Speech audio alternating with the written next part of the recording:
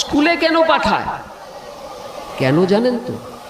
বাবা মা চায় তার ছেলে যেন না কাঁদে, ছেলে যেন সবসময় সুখে থাকে। কিন্তু মজাটা কি, বাবা মা তার নিজের জীবন দিয়ে জানে যে যতই আমি চাই যে ছেলে সুখে থাকুক, আমার ছেলে সুখে থাকবে না। কারণ জীবনটা এমন, সবসময় সুখে থাকতে গেলে তাকে আগে সুখ অর্জন করাটা শিখতে হবে। এবার সুখ অর্জন করতে গেলে তার কি দরকার? শিক্ষা।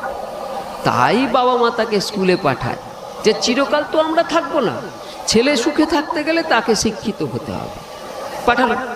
কিন্তু স্কুলে গিয়ে ছেলে শিক্ষিত হলে, উচ্চ শিক্ষিতও যদি হয়, গন্ডগোল হবে।